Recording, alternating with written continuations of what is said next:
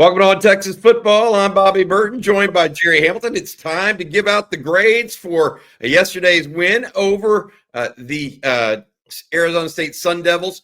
This episode of On Texas Football brought to you by our friends over at Duck Camp. Make sure you shop hunting and fishing gear at duckcamp.com. They're sponsoring all week of college football 12 week. And now that it's gone into 3 weeks, we're excited to go there with them too. Gerry, before we get going on exact grades of each individual position here for Texas, overall thoughts on the game as we look at it 24 hours later now? Yeah, I mean, look, as far as from a grade standpoint, it's going to be a tougher one for me because I don't think Texas played they played with great effort. I don't think they got beat up physically or anything like maybe a Georgia game. I just don't think they played their best football.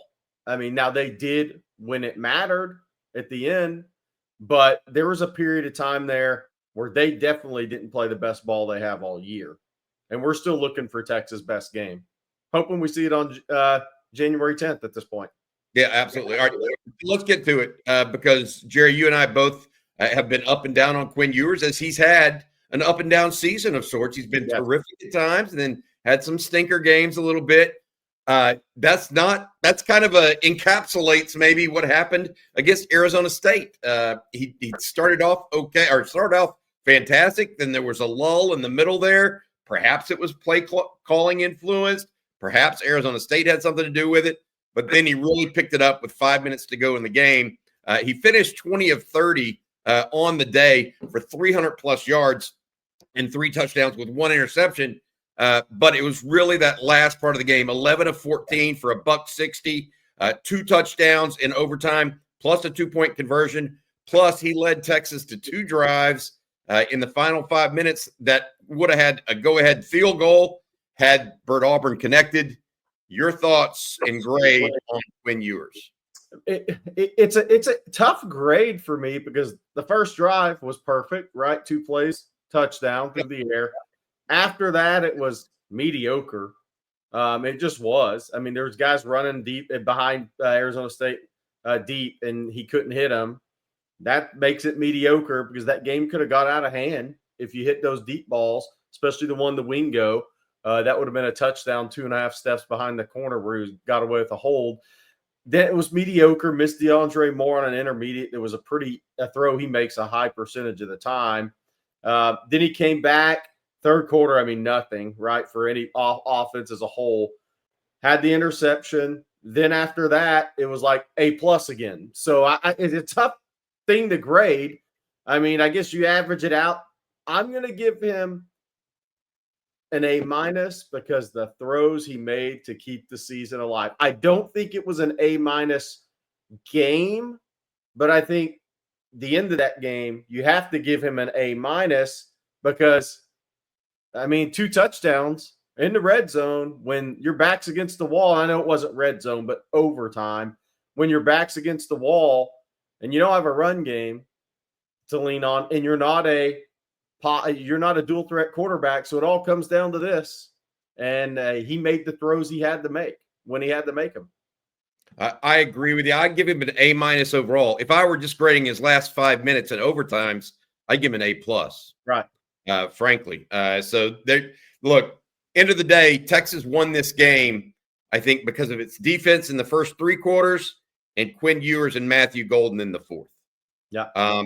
Those 2 aspects are why Texas won this game against Arizona State. All right, let's go to running backs. Tough day, tough sledding for Trey Wisner, even though he eclipses the 1,000-yard mark for the season. Jaden Blue did not get much going either. Both of them had a little success in the passing game, but overall, Gerry, this was not a great performance for the running backs. But were the holes actually there at all for them? I think that could be called into question. Yeah, not until they got the run game going when they had to have it a little bit later in the game. Look, I'll go. It's hard. It's almost you got to give. I want to say incomplete because the holes really weren't there for him. I don't think when the staff goes back and watches the tape, they're being, oh my gosh, they missed all these cuts. I don't really think they were there. I thought they did a good job in some pass pro pickups, by the way. I mean, the statistics, the box score is not going to say it, but I'm going to say B- to B. I mean, I don't think it's Jaden Blue's fault he only had one catch for 1 yard in this game. I thought he would have been worked more into the passing game, but maybe it's a pass pro issue with him. Maybe it's just so I'm going to go. I'm going to go B. Look, they didn't turn the ball over. They didn't make spectacular plays, but maybe they did their job to the best of their ability in this game. Yeah, my take on it, I'm going to C. I think that Weiser's still hampered a little bit by the ankle. He just didn't cut his normal cuts and make people miss. Now, maybe Arizona State's just a better run defense than we gave him credit for, too. But I'll go C. I think Trey Weiser is going to bounce back. He's a better running back than he showed. I don't think the offensive line helped the run game at all, really, if you want to get down to it. Just the holes and maybe the scheme even against Arizona State wasn't exactly there. Wide receivers, Matthew Golden, Jerry, a game for a wide receiver that will go down, in my opinion, as one of the best in Texas history. 7 for 149, 1 TD, 1 point after attempt converted. If you look at the totality of it and when the catches came and the impact of them, it is, in my opinion, one of the better performances by any Texas receiver in history, short of a Jordan Shipley, 10-plus catch game type thing. Yeah, for sure. I mean, and he had the big fourth down catch as well. The guy's so dependable as a route runner, reading the defense. I mean, there's a reason he plays the most snaps of any wideout. And so the Texas wideouts, 3 wideouts caught the ball. Wingo had 2 for 33, probably wasn't targeted enough in that game. DeAndre Moore 2 for 25 with the touchdown as well. So, I mean, look, they had 2 touchdowns. They caught 11 balls for over 200 yards. Discounting, maybe grading out the entire blocking. But look, I'm not sure on the perimeter how many of their blocks on the perimeter in the run game were significant in this game necessarily. So I'm going to go solid B with that group. I mean, look, it's no turnovers. I mean, Quinn threw the interception. That wasn't on a receiver. It wasn't a drop ball, wasn't a tip ball. Isaiah Bond, look, he's still not really getting worked in that much, whether it's injury, whether it's just time off, whether it's Ryan Wingo's a better all-around threat than he is right now. But I'm going to go solid B because there wasn't anything to grade them down on necessarily. There wasn't false starts. There wasn't holding on the edges. There weren't drop balls in crucial situations. Texas just didn't run a lot of plays in this game. I look at it, Jerry, and I've got to be blunt here. I thought Golden had a great game. I think Ryan Wingo came up clutch late on 2 consecutive passes, by the way. And DeAndre Moore was good early. Wingo also had a really nice seal block on the Silas Bolden pickup for a first down. If you include Silas Bolden's punt return, this grade might even be better. I'm going B+, A- for those guys. I think they beat Arizona State repeatedly. For whatever reason, things weren't able to connect. I didn't think Texas dropped any passes either. Not just no turnovers, but no drops of real knowledge. All right, now tight ends. Rod Babers has been talking about this. Gunnar Helm was literally MIA for the first 3.5 quarters of this game. And then when Texas had to have it, he picked up a key third down. When Texas was driving late, he caught a ball over the middle for about a 15-yard gain after Texas had a false start that shook him a little bit. And then he had the touchdown in the second overtime. Tell you what, Texas may need to look at getting Gunnar Helm involved in the passing game earlier going forward because he was a key part of it. Juan Davis also with a catch. But here's where those guys may have come up a little light, Jerry, blocking. Yeah. Because Texas could not get the outside zone going. They do play a key role in that.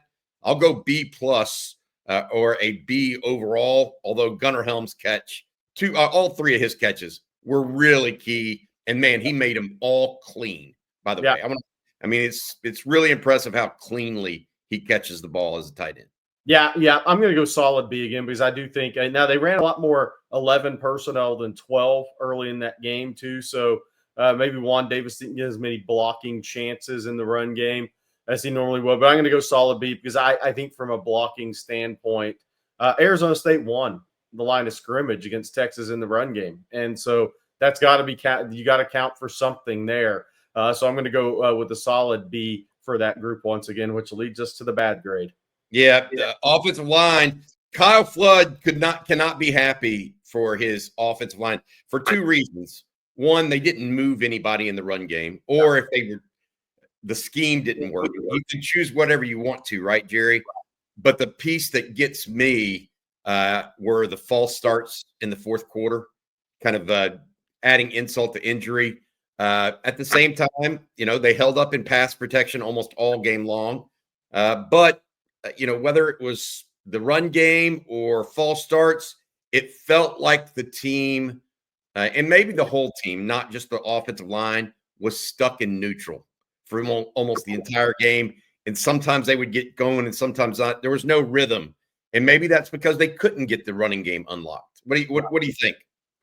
Yeah, I think it's probably all of the above, honestly. I mean, but the crazy thing about that game was second quarter and third quarter was almost a 0. And Texas averaged over 6 yards per play for the game. I mean, that's the crazy thing about the game. It was a weird football game. So run blocking, whether it's scheme or just losing battles, getting beat to the points in the outside zone, wide zone game. I mean, in the run game, you got to go F. F in the run game. Okay. Pass pro, B-. So all around game, D. Yeah. I'll give them a D, and I actually think they were pretty good in pass pro. They did get in after him one time. I would have given them a B+ or B in pass pro, but run blocking, I think your grade's appropriate. And I think the false starts in the fourth quarter and even in overtime could have been very, very costly. They've got to be better than that. I think the offensive line knows that. By the way, I don't think this is news to them. They're probably no one more disappointed in their performance yesterday than them. Obviously, they're happy they won as a team. But I think Kyle Flood will have those guys ready to go against Ohio State, which on paper will be a tougher matchup for them, by the way. Now, let's talk about offense as a whole. And this is going to be a very interesting grade because, look, on the surface, they put up 39 points, but that includes 2 overtimes with 15 points. So they only put up 24 in regulation, and 7 of that even came from a punt return. So they only scored 17 points against an Arizona State team that was giving up a lot more than that. Jerry, I would go and put this a little bit on scheme/strategy from Sark as much as I would execution on the players, but I think it was equal parts. And I also think Arizona State had a great defensive game plan against Texas and scouted some tendencies and used their off week very, very well. Overall for an offense, I'm going to give them a C. Came through when they needed to, but way, way, way too inconsistent on multiple levels. Yeah. I was between a C and C-. So I'll go C- as a whole, I guess. But because I mean, look, you're right. You look up 375 yards, 39 points, and 2 overtimes. 7 of those were special teams on a punt return. We'll get the special teams later or the rest of that. But I'm going to go C- just because, you couldn't possess the ball when you needed to help your defense. I mean, the defense was on the field over 100 snaps counting penalties. And they only had the ball for 2 minutes in the first quarter, now which, again, special teams, we're going to get to that. And I believe 2 minutes in the third quarter, essentially. I mean, that's a long time for a defense to be on the field. So they did not do enough with their possessions to help their defense in this game when they've leaned on the defense the whole game. Even though you got the win, you put your defense in a position where they were going to get tired eventually. The dam's going to break eventually against 2 good players like Levitt and Scatabo. So I'm going to go C- with the caveat that in overtime, they played A+ football. Yeah, well, from 4th and 13 on. Yes, from 4th and 13. By the way, the first 3 plays were not pretty, plus a false start penalty. And I will say that last drive, they did a good job, Sark, offense did a good job giving Bert Auburn a chance to win the game. So I do want to mention that as well. Yes. Yeah, they did. I mean, Texas theoretically should have won this game in regulation more than once. All right. Before we move on to defense, I want to say thank you to Duck Camp. Our college football playoff sponsor is Duck Camp. Duck Camp gear is made for the people that live for the moments out there where there are fish to catch, birds to hunt, and time to kill, as well as football to watch. They like doing all that stuff, so they built a company centered on it, based in Austin and dedicated to giving people best-in-class hunting and fishing apparel. At Duck Camp, they believe you can't just sit around and wait for adventure to come to you. You have to get out there, stay out there, and make the most of every second. Here's to great seasons, y'all. Yes, hunting, fishing, and guess what? College football playoff season. Shop gear at duckcamp.com. That's duckcamp.com. I'm wearing one of their hats right now that I absolutely love. These hats they have, Jerry. All right, defensive line, absolutely dominant for the first 2 quarters. Yeah. Back-to-back possessions, the Texas defensive line held Arizona State on 4th downs. Yep. Midway through this game. But then the dam broke, to your point, and a 2-yard gain started becoming 4, and Arizona State really controlled the game in the 4th quarter for most of it until Quinn and the offense woke up, thankfully. My question to you is, if you're grading the whole group, how do you even begin to grade this? Because the first 3 quarters, I would have given them an A. The last quarter, and maybe overtime, maybe a B minus, because we finally saw a team get Texas worn down, in my opinion. Maybe a little bit of that happened against Georgia late in overtime, but I think we finally saw a Texas defense get worn down a little. No, we did. I mean, 49 rushing attempts for ASU and 48 pass attempts. I mean, that is an unbelievable number in a college football game. So, look, I just think, I mean, Sam Leavitt, if it wasn't Sam Leavitt, Texas may have 6 sacks in the first half. No doubt. I mean, the Texas defensive line played really well. They won their matchups. They had multiple pressures. PFF, CJ tweeted out that PFF had Texas with 31 pressures. However they calculate that, Sam Leavitt would probably say, that sounds right to me. I mean, so I'm going to give the defensive line overall in the game a B+, because I don't know what more you could do if your offense doesn't have the ball and you're sitting out there having to play 85 plays in a game. I mean, eventually 2 good players are going to make plays against you and against your defense. And Scatterbo, until that Texas defense started to wear down, he didn't look like he was going to have the game he ended up with, by the way. So I give him a B+ because they made it really tough on those guys until the very last part of the game. I'm going to give him a little higher grade. I'm going to go A-. Yeah. And I rewatched the game today, Jerry. I counted 13 different times they applied pressure to Leavitt, and he either escaped it to throw the ball away or scrambled for yardage or scrambled to throw successfely. Yep. 13 times, Jerry. That's it. You said he passed 40 times? 48. 48 times? That's a huge – that's a quarter of the times he actually evaded pressure. That's pretty impressive stuff. So I thought that the defensive line controlled that game for the first 3 quarters and then broke a little bit in the 4th. But still, in overtime, look, the second overtime, Texas defense stood tall too. So keep that in there. They set ASU up in a 3rd and 10 situation. So I'm high on the Texas defensive line still. And I think enough rest that they are going to be key in what happens against Ohio State. All right, the linebacking core. Leongo Lafau had a really good game in between the tackles, Jerry. He was clearly ready for Cam Scatterbo. Anthony Hill had a little bit of an up and down game. He got tricked a little bit by Sam Leavitt's quickness in the open field, I think. Surprised him a little bit. Also, the misdirection. A lot of eye candy from the Sun Devils as well. Mo Blackwell played quite a bit. David Benda made a nice goal line stop on a 3rd down play of Sam Leavitt. Your thoughts on that linebacking group and your grade? Yeah, I don't know if it's because Arizona State couldn't apply pressure on the linebackers in the same way through the passing game that Clemson could. I'm going to go B with that group. I mean, look, I thought LaFau had a really good game. Like you did, I thought Benda came in and he may have had his presence. I thought Anthony Hill maybe didn't have his best game of the season. But I'm going to go B there because there wasn't anything on the first watch during the game that you said, ooh, that's really costing Texas.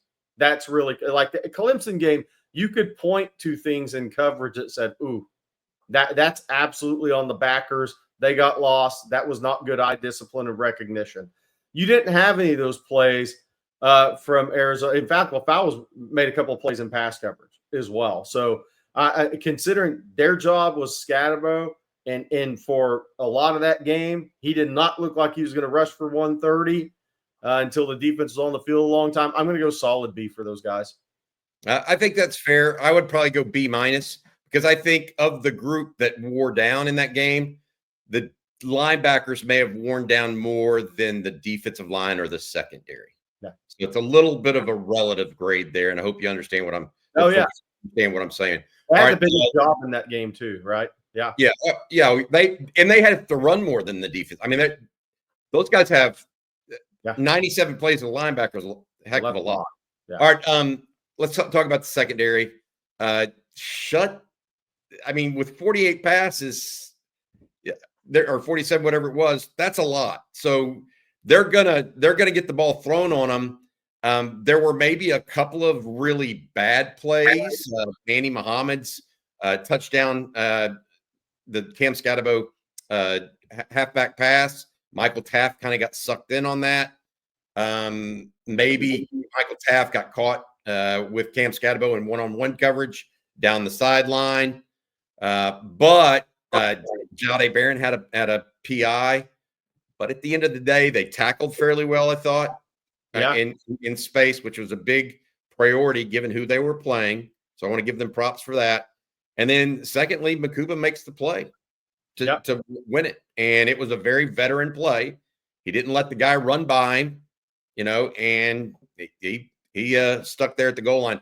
What were your thoughts, Jerry, on the secondary overall? Because it wasn't their best game, but it wasn't that wasn't going to be why Texas got beat, in my opinion. No. And I thought they were solid in run support. I thought they did a good job getting off blocks outside that first run of the game for Scatterbo. I thought they did a good job containing on the edges from the defensive back spot as well. And when you think about it, so Arizona State threw for 296 yards in this game. 32 was on the fake punt, 42 was on the halfback pass, and 62 was on the Scatterbo go route matched up with Michael Taft. So they hit 3 big plays. But if I told you Melquan Stovall, Xavier Guillory, Shaman Matire, Kyson Brown, Troy O'Meara, those guys combined to catch 16 passes and had one play over 15 yards. You would take that all day. 16 receptions, and the longest play was 23 yards. And Levitt kept plays alive. I think the coverage was there, but it's almost like when you play a lot of snaps on defense. But if he can keep the plays along and keep Houdining in and out of the pocket, eventually somebody's going to come back to the ball, break off a route. You can't cover guys for 5-6 seconds all the time. Sam Levitt made plays for his receivers, I think, more than his receivers made plays for him in this game, if that makes sense. So I give the secondary a solid B+ in the game. Okay, I think that's fair. Defense overall, I'll go with B+ as well. Defense overall, though, I thought it was an A+ performance 3/4 way. Yeah. They had really held them to just 6 points overall, even though they kept getting death by 1,000 cuts with third shorts and third and longs being completed on them. If there was anything negative, it was the third down percentage, success percentage that Arizona State had. But Jerry, you look at it. What do you think? B+, A-, B-? Where are you at? Because I could be persuaded as high as B+, I think, but I think I'm going to go with a B overall because whether it happened to him or not, the facts are They got 97 plays ran on them because the other team successfully ran those plays too. They kept drives alive against them.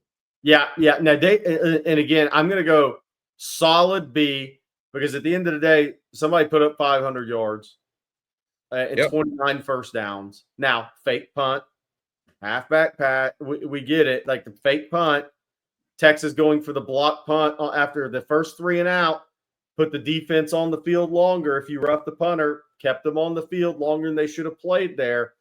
So nothing went their way in terms of special teams helping them out, get off the field, the fake punt, the roughing the punter. That kept the defense on the field probably 10, 12 plays longer than they should have been, right? So, but again, somebody had 29 first downs. They had 38 minutes time of possession. And B plus. I mean, I could be convinced either way on this. I'll go with solid B, though. I'll tell you this. This is my thought process. Okay. First, there were a couple of not only those the block punt that wasn't, or the fake punt that they connected on. There were 2 other plays where Texas had a real chance to get off the field and didn't. Okay.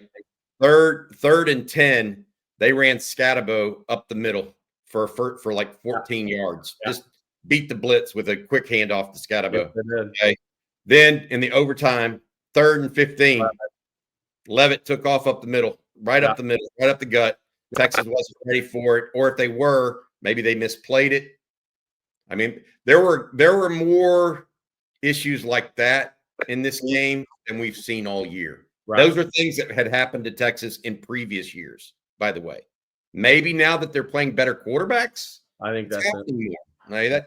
But we'll see. I really, those were 2 opportunities for Texas to get off the field and either force punt or field goal on a running play, and they didn't do either. So that's tough. But anyway, sorry. And I want to say this: you watch the game back. I've seen some of it. I mean, we're not here to blame officials. That guys were held in that game, though. Oh no, there's holding everywhere. You can't play on both sides without a hold in the entire game. It's just, I mean, Colin Simmons was hog-tied. I mean, come on. Yeah, and there's 2 officials back there now looking at that, by the way, in the backfield. It used to only be 1, so you could actually kind of understand it. Now you can't even understand it. All right, Jerry, let's talk special teams because I don't even want to think about what your grade is on this. You were upset they went for the block at the very outset because they had gotten off the field. That's okay. I understand you being upset. That wasn't the worst thing they did, though. The worst thing was they let another fake punt go, and then Bert Auburn missed 2 field goals that could have decided the game in regulation. I mean, Texas was not on its P's and Q's, even though they returned a punt for a touchdown. I mean, I'm coming close to giving them a failing grade, even though they returned a punt for a touchdown. That's how bad I think special teams was. I'd give special teams a D or a D minus, and that's with them scoring 7 points in the game. What do you make of it? Yeah, I'm going to go D minus as well. I mean, look, I did not like the punt block call. People can argue, oh, you should have had it. I get it. You defer the ball, so your defense goes out and gets you a stop, and you set the tone because you think your offense is going to win. You get a 3 and out, and the 2 best players Arizona State has is walking off the field, and you fake punt there. I did not agree with the call, man. And I'm not a conservative person.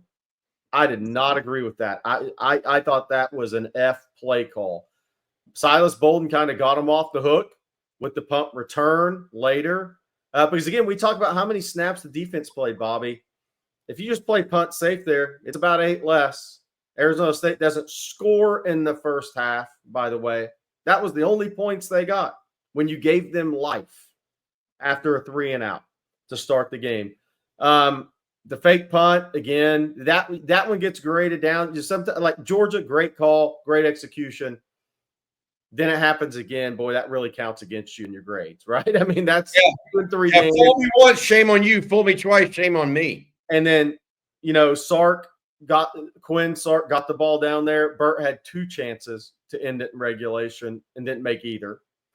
So, I mean, Arizona State may have had one decent punt. Their punt game was actually the best it's been all year, potentially, in that game, punt game. So I'm going to go D-. I can't go higher than that. I think that's a completely fair grade. That'll do it for our grades. Thanks again to our friends over at Duck Camp. Shop hunting and fishing care at duckcamp.com. That's duckcamp.com. They have great gear. We wear it all the time, including hats like these that I'm wearing today. Gerry, thank you so much for this, and congratulations to the Texas Longhorns. No matter what our grades are, they are 13-2, and they're playing in the Cotton Bowl a week from Friday. For Gerry Hamilton, I'm Bobby Burton. Thanks for watching. Hook 'em.